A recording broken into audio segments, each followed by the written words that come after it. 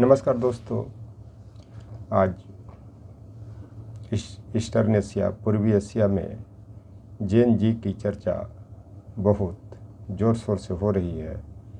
खास करके जब नेपाल में विद्रोह हुआ तो इस विद्रोह को जेन जी नाम दिया गया। तो पहली बात तो जेन जी क्या है, इसको लोग अपने स्तर से तरह तरह से परिभाषित कर रहे हैं कि जेन जी जो मोबाइल के युग से लेकर के 2012 तक जिन बच्चों का जन्म हुआ वो जेन जी के अंतर्गत आते हैं।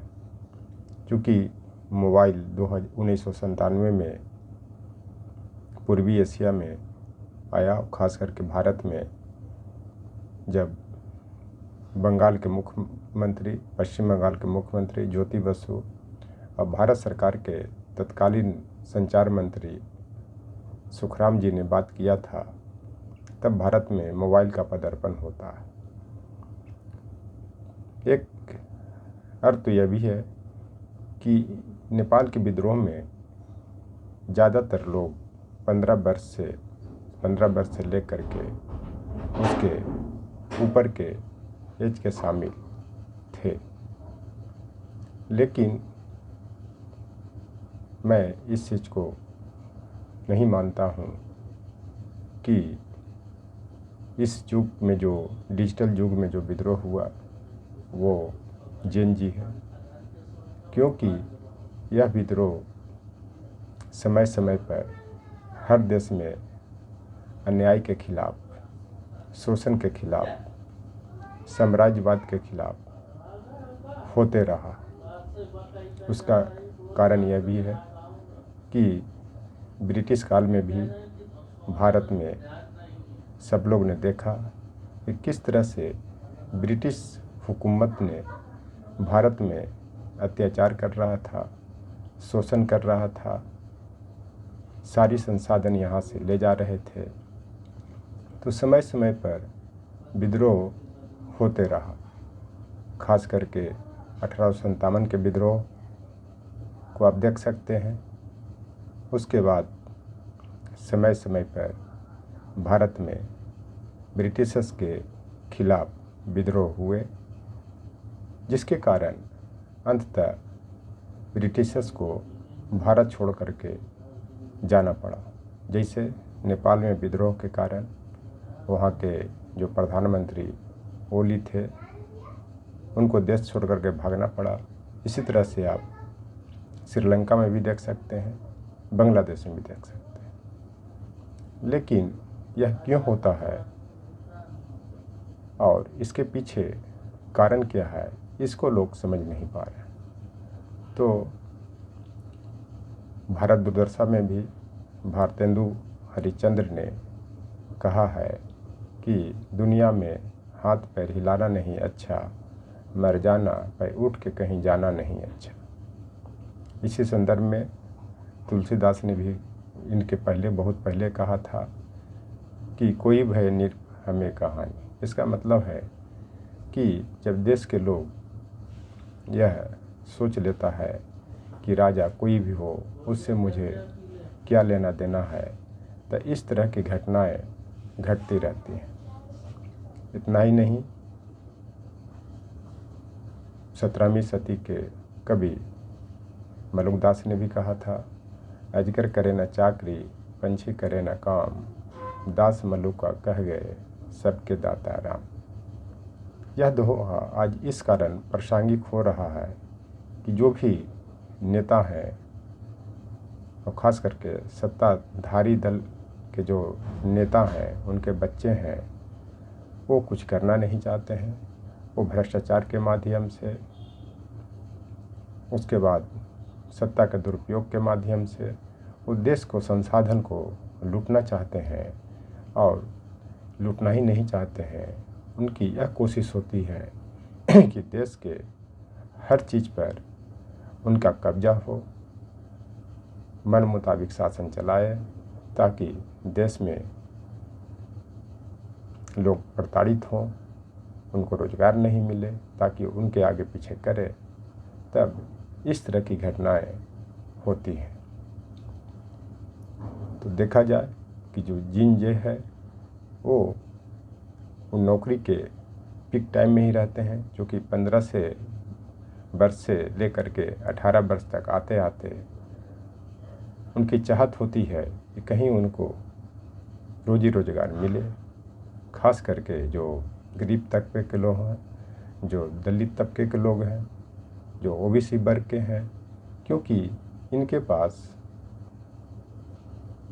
लगभग कुछ नहीं होता, क्योंकि सारी ज़मीन जायदाद और ख़ास करके भारत के परिप्रेक्ष्य में अपर क्लास के लोगों के पास है, अपर कास्ट के लोगों के पास है, चाहे वो इंडस्ट्रियलिस्ट हो, चाहे वो ब्यूरोक्रेट हो, चाहे वो ज़मींदार फैमिली से हो, चाहे वो लीडर के फैमिली से हो।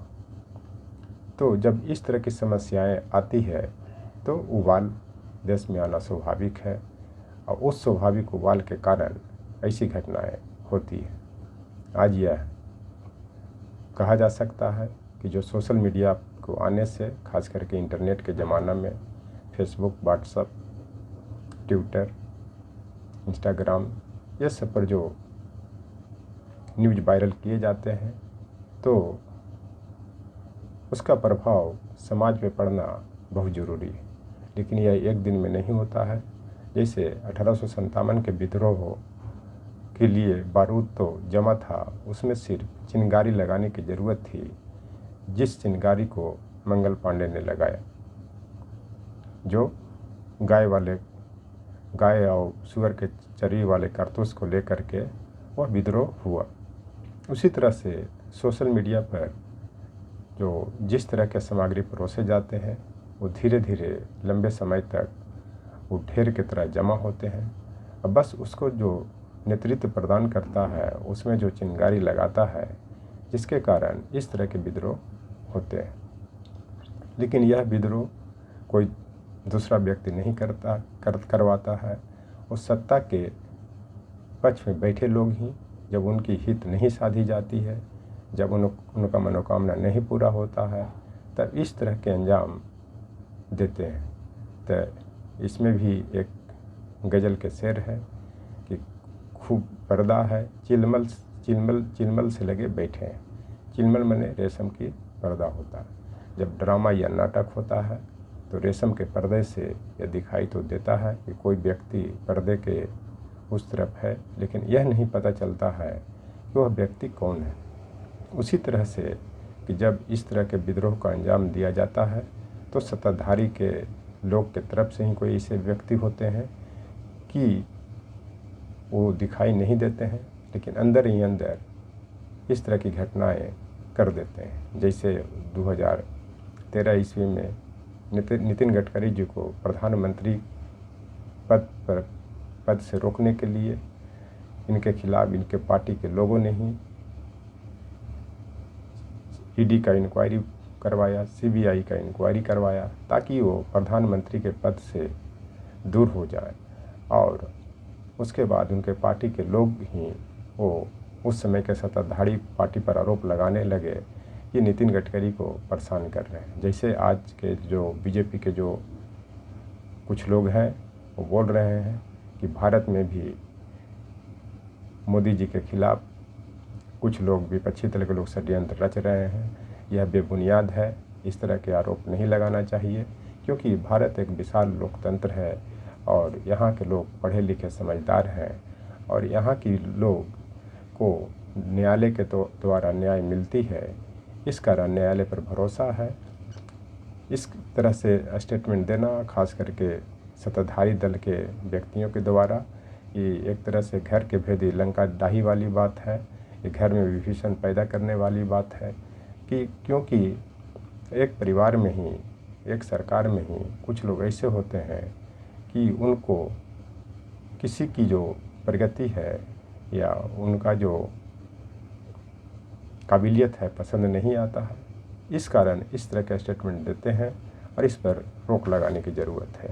थैंक्स।